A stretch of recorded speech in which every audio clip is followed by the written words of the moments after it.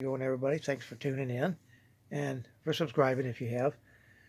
What I've got here is another Treasure World magazine, Long John Latham. This is July of 70, as you can see. Cool cover. That's one thing I loved about these magazines, other than the stories, with these covers were freaking cool. Okay, this one you can see the different stories that are in it. And of course, this one on the bottom. That one I remember slightly what the deal was on that. Been a long time since I read one of these. And I really haven't read these since I got these new ones.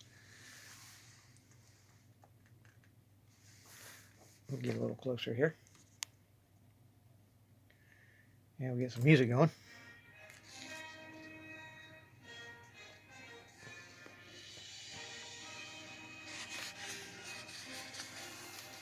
Some of the old ads.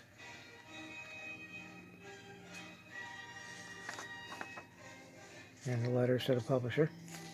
Pretty cool. Interesting that this one has a deal about panning on it. I'm planning on doing a video when I show some of the gold I found in Georgia. I'll show a little, do a little demonstration on panning. Show you how to pan for gold.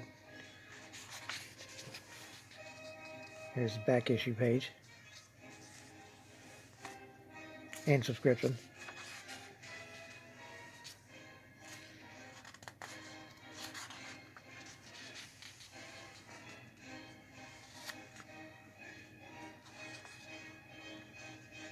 A lot of times the letters were as interesting as the actual stories in these things. They had a special section for people who collect bottles. That's interesting. That's a really old dredge right there, a 2-inch, 2.5-inch. That's what I started out with, was a 2.5-inch for about 3 years, and then I moved to a 3. Treasure headlines. It's kind of cool looking. There's all kind of different things on there about what was found at then within that year, or maybe before, the year before.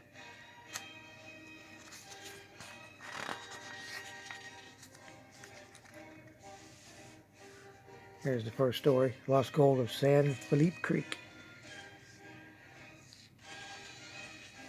Gives you a map where it happened.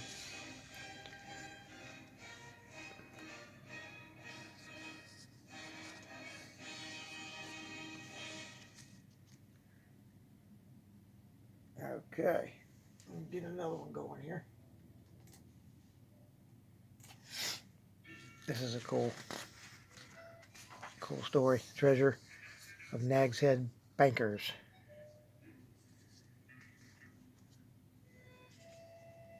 You can tell that's a pirate story there. Cape Hatteras. And this, of course, is continued on page 64. I'm not going to go to that, because otherwise I'd be skipping all around in this thing. Bear Cave Treasure. That's a pretty cool story. I read some of that. Supposed to be the skeleton of a bear and gold in there.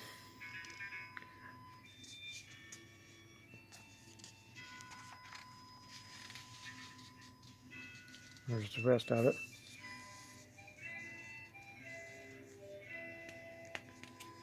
And here's the guy, one of the guys who tried to look for it forever. Never found it. Or if he did, he never said anything. That's the thing with a lot of these treasure stories. Some of this stuff could have been found, but most of the people, if they had any sense, they didn't say anything. Otherwise, they'd end up having most of it taken from them, either by the government or some other deal. Similar to the deal with Mel Fisher, the stuff he ran into on the Atocha, with everybody trying to claim that treasure. After he spent millions, literally, to find it, and the cost of his life, it was one of his sons and his wife, and a couple other people.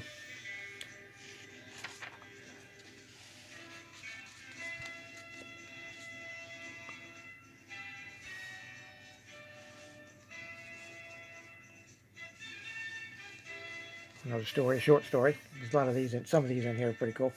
Missing tombstone.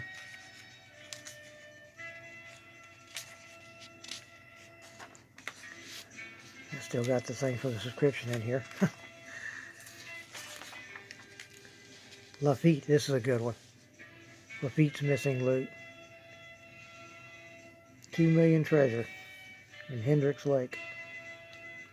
It was shoved in there with flat wagons full, just thrown into the thing. As far as I know, I read some of that story, and it said that they, well, anybody that said anything said that they found some of the wagon, or just the rims of the wagon wheels in the lake, but not the actual wagons. If they did, they didn't say anything about that. Like I said, I wouldn't either. This is an interesting one, another Spanish deal.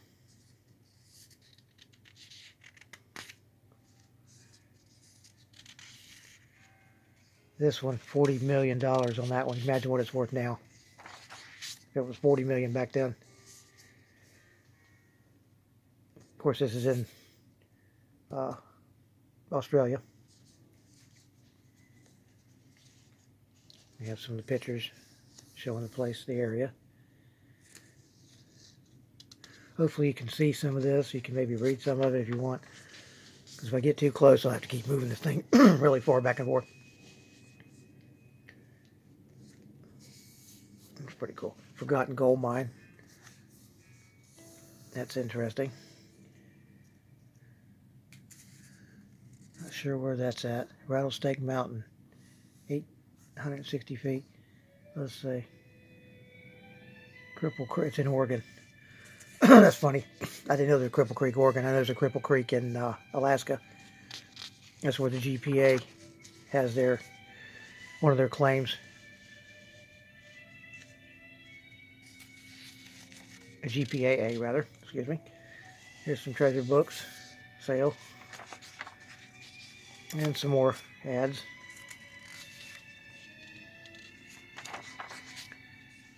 And here's the thing about old nails. A lot of times you can tell how old a nail is by how it's shaped. Like these square ones are pretty old.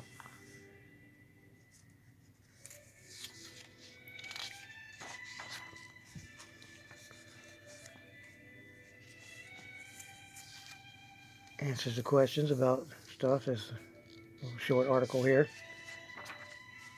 People people write in and ask about certain things. Treasure at Chalk Creek. You can tell that's really old. It's the Spanish when they were in the Southwest. It's another massacre after they buried the stuff. And of course the Indians back then didn't care about gold. A lot of times whoever they were attacking, monks or whatever they were, priests, they would just find a cave and put them in it and stove it in with the gold. Or they'd bury them with the gold.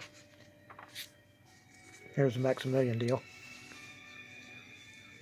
This is pretty famous. I believe this is supposed to be buried somewhere. It's supposed to be in the Southwest. I think it's Texas. Midwest. Let's see. Yeah, Texas. West Texas. Now this one would be something else if somebody was to find it.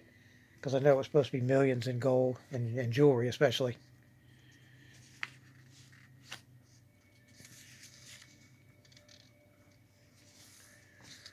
This is a place, let's see, somebody excavated, it says, and left that big hole looking for it. And there's Maximilian and his wife. And his wife's on this page.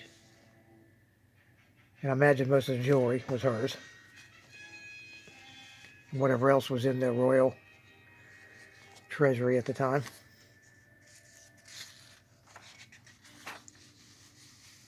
There's the end of it.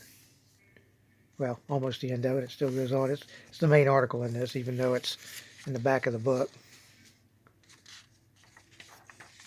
And here's the rest of it. It's about 6 or 7, 8 pages.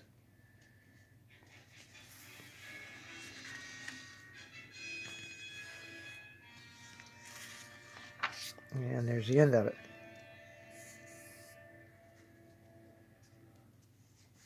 And there you go. That'll do it for that one. Hope y'all enjoyed that. Uh, I'll do some more of these. I've got a few, probably a couple dozen maybe. And I'll see you around. Don't forget to comment what you think about it. If you haven't subscribed, please do. Like, and bye-bye.